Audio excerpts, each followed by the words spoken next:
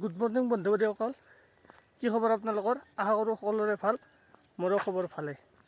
বহুত দিনৰ মূৰত ৰানিং কৰিব আহিলোঁ। এয়া চাওক, ক'তো মানুহে নাই, এইফালেও মানুহ নাই। আজি আমি আলোচনা কৰিম 2025 বৰ্ষত অগ্নিবীৰ আৰ্মি কেতিয়া খোলা দিব, আপোনাৰ বয়স কিমান, পঢ়া শুনা কিমান লাগে, চব কৈছোঁ। ভিডিঅ'টো স্কিপ নকৰিব, আপোনালোকৰ লাভৰ কাৰণে সকলো কৈ। প্ৰথমে আপোনালোকৰ চিলেকশ্যন প্ৰচেছ কেনেধৰণৰ হয় সেইটো কৈছোঁ। প্ৰথমতে আপুনি অনলাইন কৰিব লাগিব। নেক্সট 2 নম্বৰতে আছে ৰিটেন এক্সাম। ৰিটেন এক্সামত যদি আপুনি পাছ কৰিব পাৰে, থাৰ্ডত হ'ব আপোনাৰ ফিজিকেল মানে আপোনাৰ 1600 ৰানিং হ'ব। যদি আপুনি 5 মিনিটৰ পৰা 5 মিনিট 30 ছেকেণ্ডৰ ভিতৰত সোমাইছে, তেতিয়াহ'লে আপোনাৰ ৰানিং এক্সিলেণ্ট হৈ যাব। এক্সিলেণ্ট হ'ল মানে আপুনি 60 নম্বৰ পালাক। যদি 5 মিনিট 30 ছেকেণ্ডৰ পৰা 5 মিনিট 45 ছেকেণ্ডৰ ভিতৰত সোমায়, তেতিয়াহ'লে আপুনি 48 মাৰ্ক পাব। মই যিমান জানো আপোনালোকক সেইটো কওক দিয়কচোন।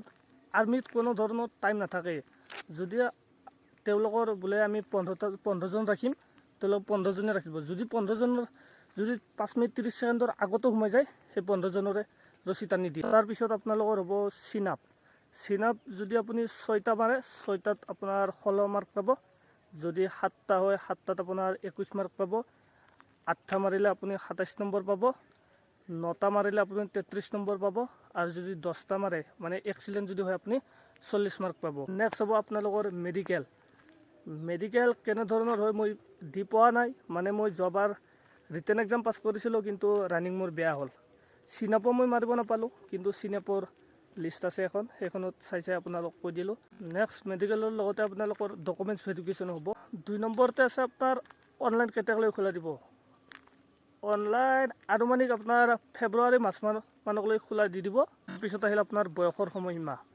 যদি আপোনাৰ বয়স 1 অক্টোবৰ 2004 পৰা 1 এপ্ৰিল 2008 ভিতৰত বয়স আছে, তেতিয়াহ'লে আপোনালোকে অনলাইন কৰিব পাৰিব। যদি আপোনাৰ বয়স ইয়াৰ মাজতে আছে, তেনেহ'লে আপোনালোকে ৰানিং কৰি থাকক, পঢ়া শুনা ভালকৈ কৰি থাকক, অনলাইন কৰিব পাৰিব। নেক্সট আহিল আপোনাৰ কোৱালিফিকেশ্যন। যদি আপুনি অনলি মেট্ৰিক পাছো কৰি থৈছে, তেতিয়াহ'লে আপুনি অনলাইন কৰিব পাৰিব।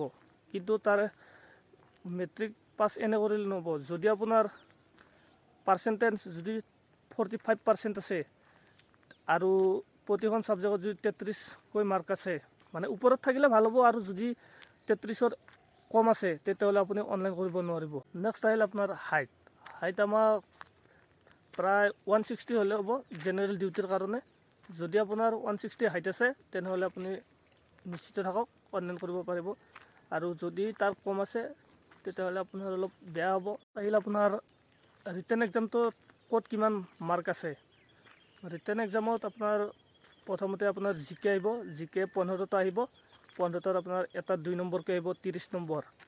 তাৰপিছত আপোনাৰ জেনেৰেল ছায়েন্সো আহিব আপোনাৰ 15টা, এটাত 2 নম্বৰকৈ হয়, 30 নম্বৰ।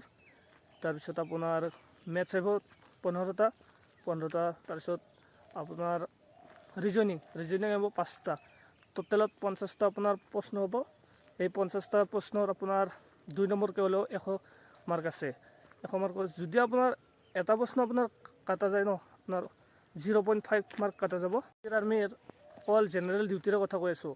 মানে মই অকল জেনেৰেল ডিউটিৰে অনলাইন কৰিব পাৰোঁ, সেইবাবে আপোনালোকক জেনেৰেল ডিউটিৰে কথা ক'লোঁ। আৰু বেলেগো আছে, ট্ৰেডমেন আছে আৰু কিবা কিবি আছে, আৰু মই ভালকৈ গম নাপাওঁ। কিন্তু মই আপোনালোকক জেনেৰেল ডিউটিৰে কথা কৈ আছোঁ। তো বন্ধু বান্ধৱীসকল, ভিডিঅ'টো এইখিনি আছিল। যদি আপোনালোকে চাই ভাল পালাক, লাইক কমেণ্ট শ্বেয়াৰ কৰি দিব, লগতে ছাবস্ক্ৰাইবো কৰি দিব। ধন্যবাদ।